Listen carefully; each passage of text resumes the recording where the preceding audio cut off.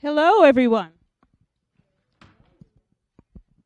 Let me make sure this thing is on. Is it testing? Testing? Can you hear me?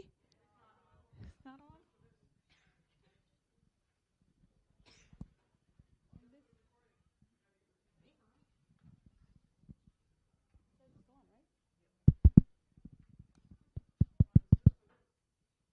on? Okay. I want to welcome everybody again to Step It Up Spring 2017. My name is Jean Brown, and I am the Intervention and Retention, actually Student Success and Retention Specialist, since we've changed our name from Office of Intervention and Retention. You will now be dealing with us through the Student Success and Retention Office. So welcome, everyone. I know it's raining outside. I'm going to get right to the presentation and make sure that you'll be able to meet your deadlines when you're done. Okay, why are you here? This is one of the biggest questions that has been asked this semester, and I'll tell you why you're here. First, this is a warning. If this is your first time to this meeting, at this meeting, we're simply bringing you here to kind of get everybody on the same page, to let you know that there's a little bit of danger here and want to make sure we get you back on track. All right? However, if this is your second time at this meeting, I'll say you're in the danger zone, because we want to make sure that by the end of this semester, you're on the positive side, meaning that your GPA has moved over 2.0. That is the danger zone. And of course, for everyone who want to make plans to succeed for the semester, this is the semester when everyone will succeed, because the Office of Student Success and Retention will bring you all the help that you need. We want to be that place where you are getting your information, where you're getting your support, and you're getting your help. Okay, and that's why we brought you here this afternoon. Now, what is academic probation?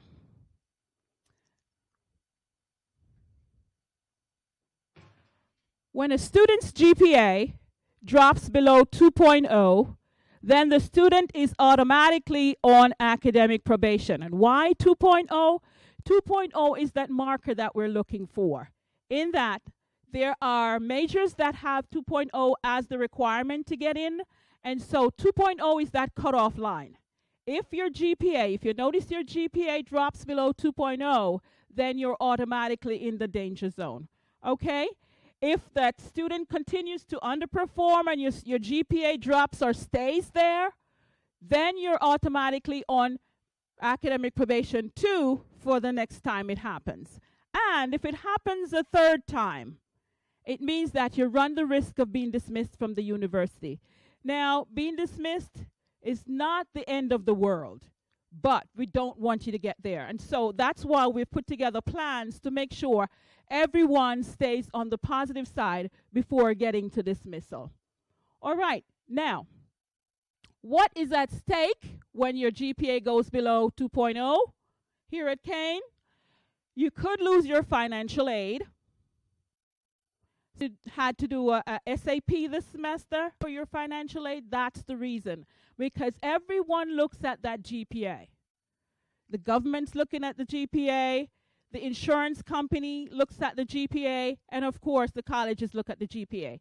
And don't forget, you have 2 different GPAs here. You have your semester GPA and your cumulative. So you could have a semester where you did a 4.0, but still your cum is below 2.0. You see how that is possible? Good. So what we're working with, though, is the cumulative GPA. If you just started Kane, this is going to be your first time getting your GPA. If you've been here before, then you may have 2 or 3 semesters. Then we're really looking at the cum. So even if you did a 3.5 last semester and your cum is showing a 1.9, it still puts you in the danger zone. All right? Now, another thing that could happen is you could lose your housing. So we want to make sure that doesn't happen. Another thing that could happen is you end up paying for the same class over and over. And of course, final thing is dismissal. So we don't want to go there. We want to make sure we get everybody back on track starting today. Now, over the years, these are just some of the things that students have told me reasons for failure, and I'll show you how we can fix almost all of these. Some of them you may not be aware of yet, but after today, I'm hoping that you'll be aware of some of the resources you have for fixing some of these reasons. Here's one thing. Poor time management. I had to work long hours last semester, and so because I had to work long hours, I couldn't be here to go to class. All right. Another reason, procrastination. I waited to the end of the semester to do all my work, and it got too much, so I felt overwhelmed and I couldn't handle it anymore, so I procrastinated and ended up failing. Another thing that some students say is test anxiety. I was having trouble. I didn't know how to handle my test, and so I failed it. I got sick and could not attend classes. That's another reason that's given. And death in the family. That's another reason that's given. I'm going to show you how to fix each of these in another slide. But these are just some of the reasons, as I said. Car accident. And, of course, some people were very honest. They partied too much and did not take school seriously. All right? And all of this stuff added up to failure.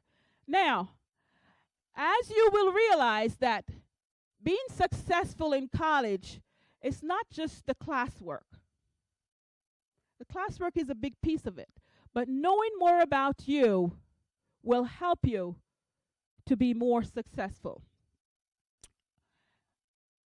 Did you know that making your schedule based on your best time of functioning helps you? If you're not a morning person, please do not register for morning classes. Because by the time the semester gets to the middle, you will have stopped going to classes because you won't wake up. So, if you register early, you'll be able to get the classes that you need. All right? So, pick your classes based on the best time of your performance. If you're an evening person or an afternoon person, pick those times for your classes. All right?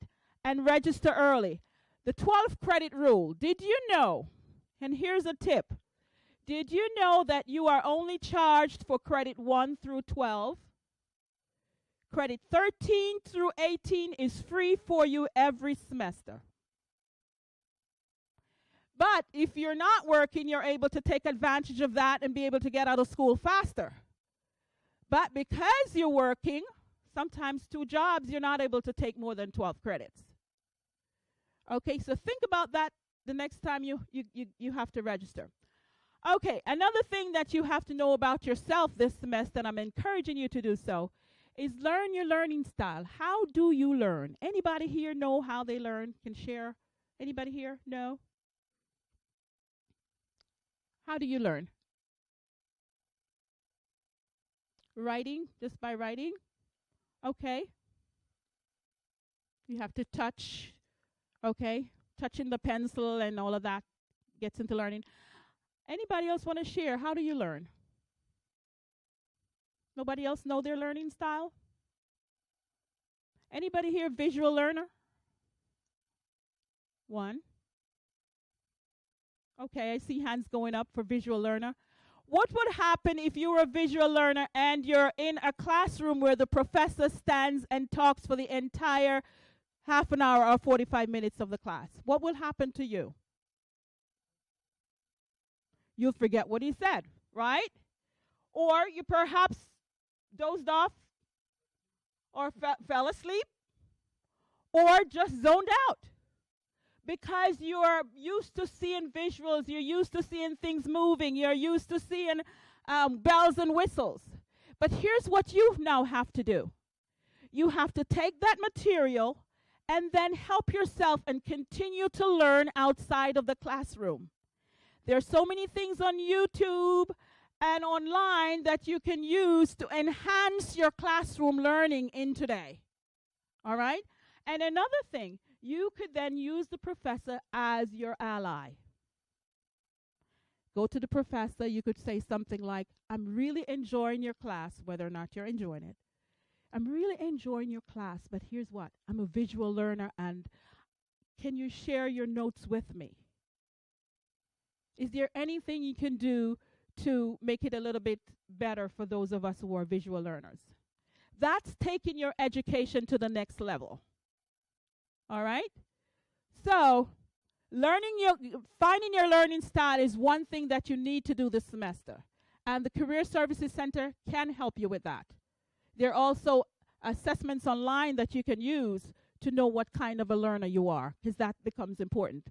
Okay, another thing that you'll have to know about yourself this semester is, what is your passion and what drives you? What am I excited about? Am I in this major just because my parents said, or just because my friends say I'd be good at it? But am I passionate about it? What do I really want to do with this? What is driving me to do this major? What will I do with the degree once I'm finished? These are questions that you have to start asking yourself. It's a part of stepping things up. All right? Another thing you'll have to do is you need to know your GPA at all time and how to calculate it. There are GPA calculators online. There's also one online on kane.edu/CAS that you can go to calculate your GPA. We can make projections. What if my GPA is a 1.9 this semester and I get 2 A's and a B next semester? What will my GPA look like then? This is the kind of enhancement, this is the kind of involvement that you probably have to do this semester. All right? Make projections as to what your GPA will look like depending on how you're doing in the class. Okay? All right, here's a quiz. How many credits are needed to be considered a sophomore? Does anybody know that? Do we count your sophomore years by the number of years you're here? Therefore, if you're here the second year, you're automatically a sophomore? Is that how it goes? Okay. How many credits consider someone to be a sophomore? 28, quite close. No, go the other way. No. Here at Kane, it is 29. 29 credits, and you start your sophomore year. So you could have been here 3 years and still not a sophomore. It means that you have to complete the credits that you start, okay? How about junior year? How many credits consider you to be a junior?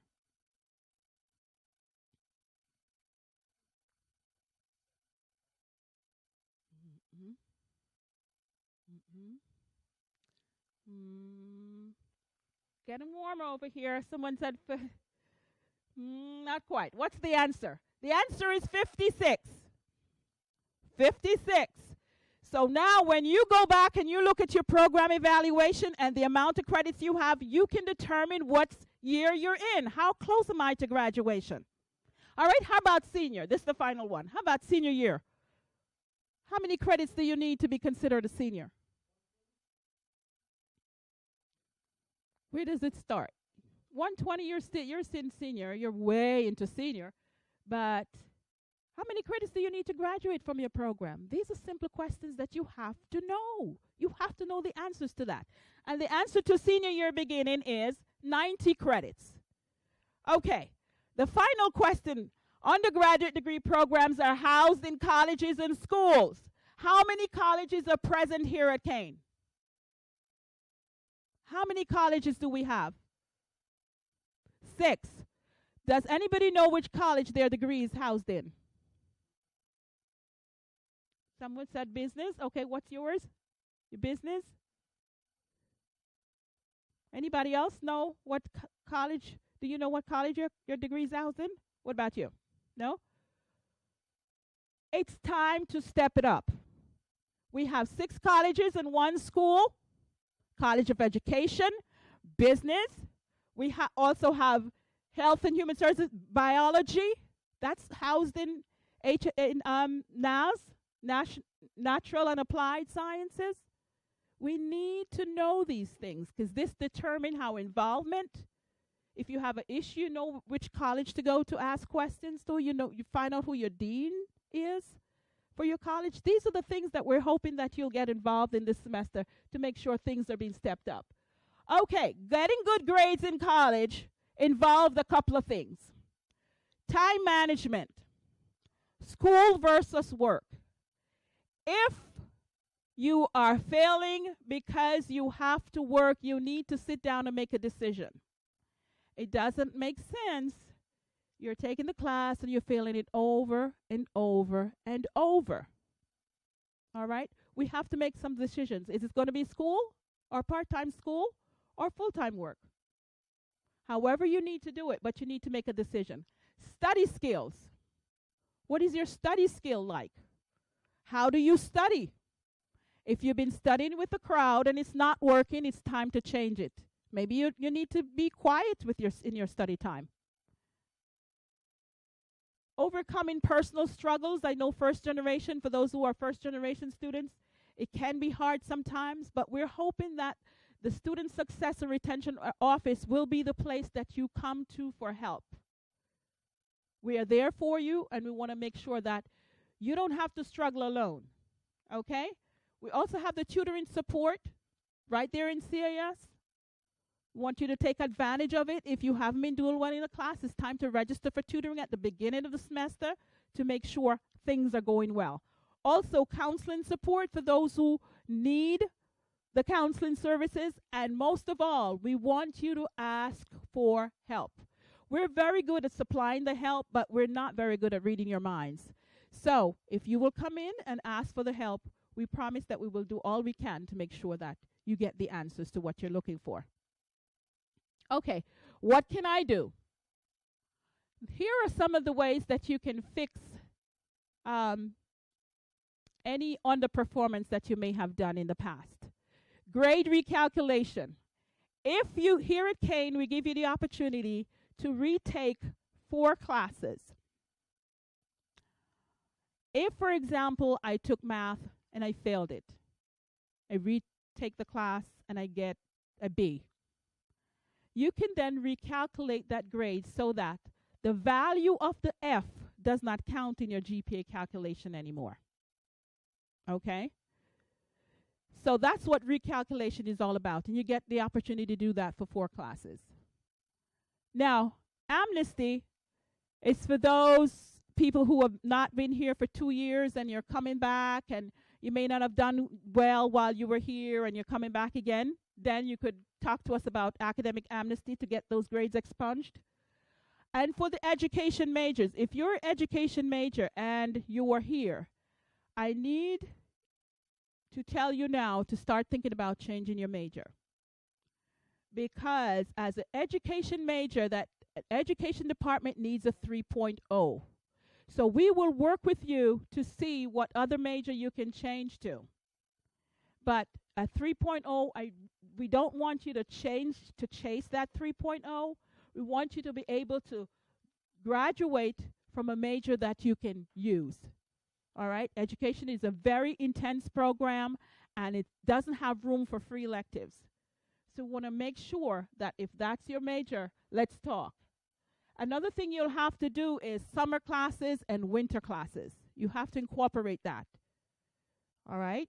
So going forward, think, oh my gosh, I won't have summer vacation. That's going to be a part of your protocol going forward. Incompletes, if you look on your transcripts and you see an IN, it means an incomplete. Remember that if you got an incomplete last semester, this semester, by the end of this semester, that incomplete will change to an F. So that will affect your GPA again. So you need to reach out to that professor to see what is needed to change that grade. All right? Okay, grieving a grade is also another way that you can fix your transcript.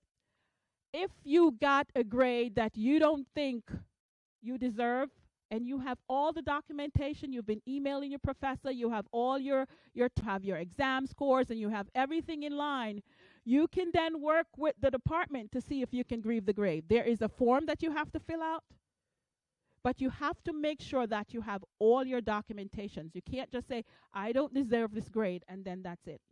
Doesn't work like that. You have to be able to prove that you do deserve the grade. You have a question.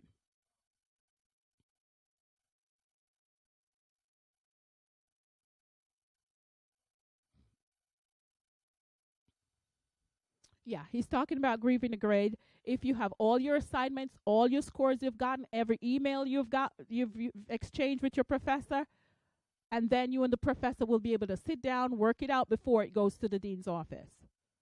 All right? But there is a process.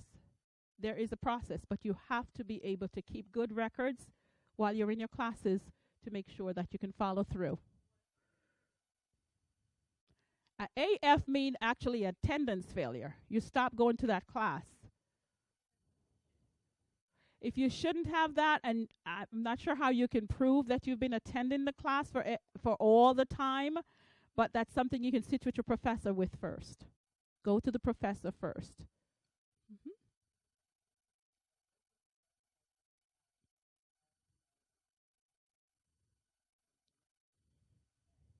Okay. And the student is asking about the professor not being around, then you need to go to the department with all of your questions and see the assistant dean. Okay? We're talking about fixing your transcript. Okay? Making sure everything comes up clean. Retroactive withdrawals. For example, if you failed a semester because you were ill or because a family member died, we can then work with you to appeal to the dean's office to get those grades expunged. But then you'll have to make sure that you talk to your financial aid if you've gotten for the semester. Okay? So once financial aid okays that, then we can go through with the retroactive withdrawal of your grades through the dean's office. And then that would give you a new starting point. Your GPA would go back up. All right? So if you have had a death in the family or you yourself were ill, then we will work on that. Okay? All right. What is the Step It Up program? We've been talking so much about Step It Up program. Is the academic intervention program designed to assess and work with students who are on or close to academic probation in an effort to retain that student.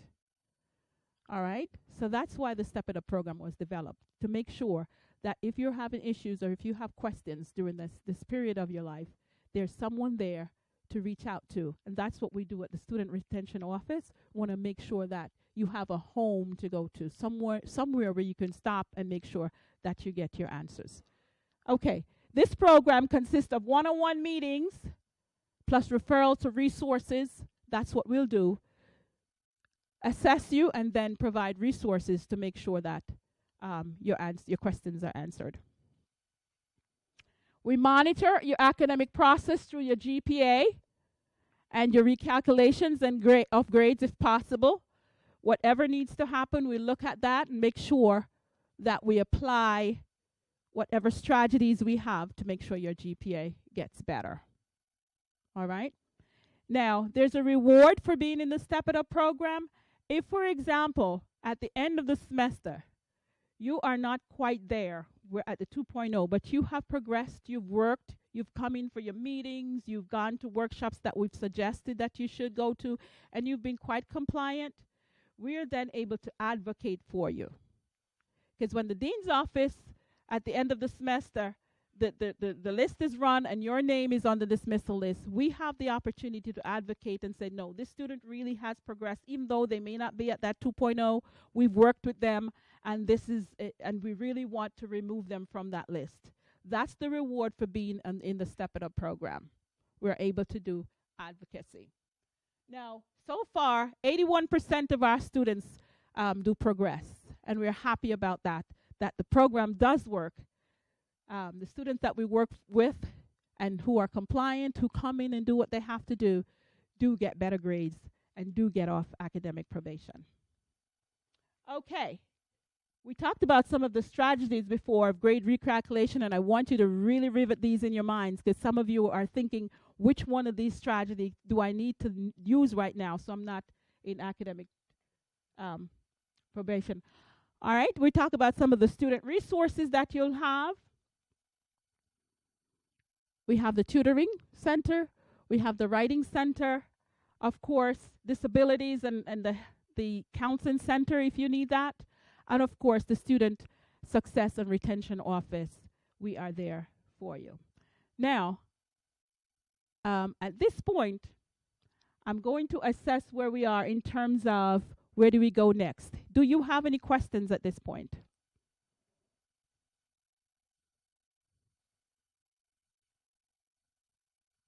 Everybody followed on what I had to say. Okay, good.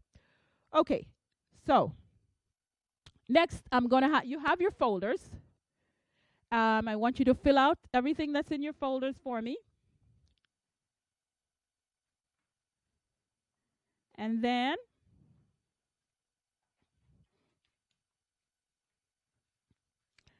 all this work that we do in the Student Success and Retention Office, we do have some help in doing this work.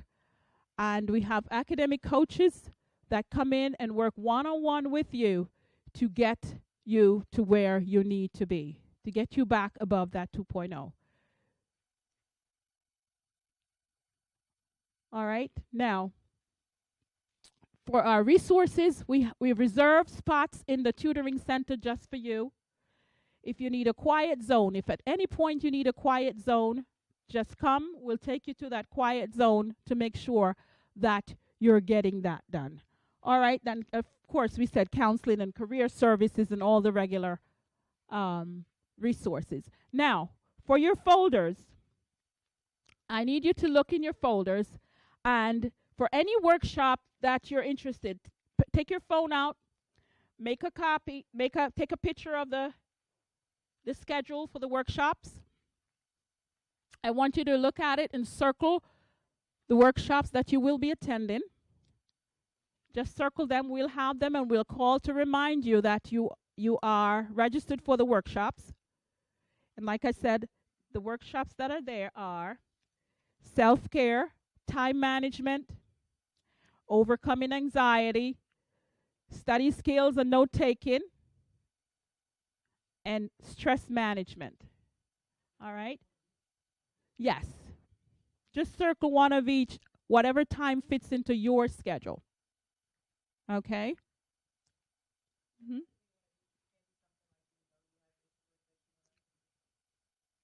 Yeah. Right. If you just say you want time management, then that's okay as well. Now, before you do all of that, I want to separate everybody so that we'll get to know just who is here. If you're in the dorms, if you're a resident in the dorm, I want you at this time to put your name on your folder, and you want to meet your graduate assistant right here in the corner. Yeah? Huh? You're going to stay here. Okay, you're going to stay here. She's going to meet with you right after everybody's gone. At this point, I'm going to have the academic coaches come up, and they're going to introduce themselves, and they're going to stand beside me here until the rest of the session. All right, so at this time, academic coaches, come on up and introduce yourselves. These are the people who will be working one-on-one with you through the semester. Hi guys, my name is Althea Nava. I'm the graduate assistant for the Access program. The Access Tutoring program we are in charge of the students in the resident halls. Hello, my name is Nala Nicholas. I'm in the counseling education program in the graduate school of King, and I'll be one of the coaches. Hi, my name is Alicia Reddy. I'm also in the counselor education department, and I'm here to be one of your counselors.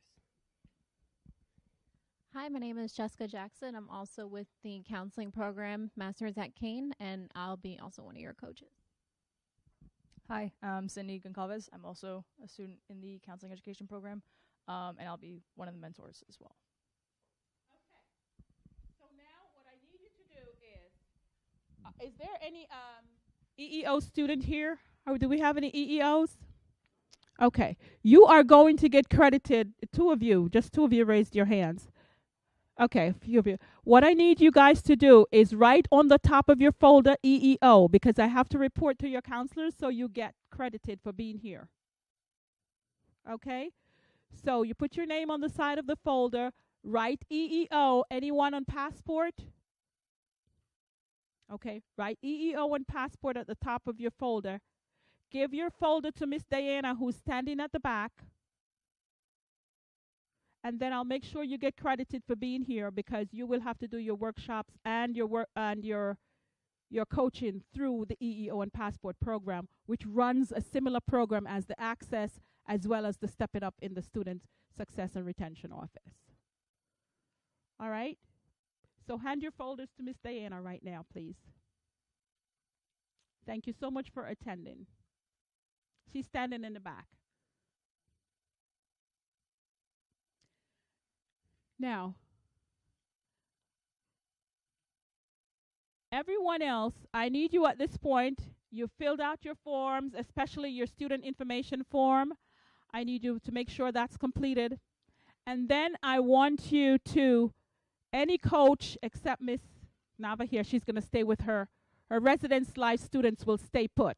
If you're residence life, you're not coming up at all. You're staying put because she needs to speak with you after we're done. Okay? Everybody else, I need you to bring your folders to one of these coaches. Just introduce yourself and hand your folder because they're going to be reaching out to you. Okay?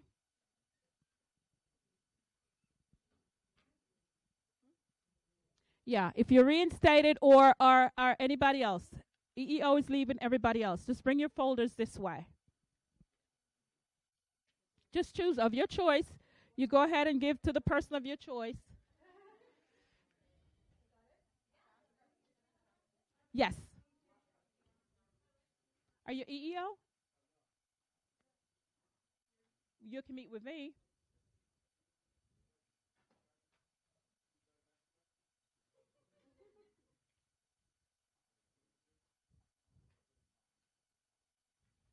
Okay, everybody else. And then you can go because we're going to contact you after this.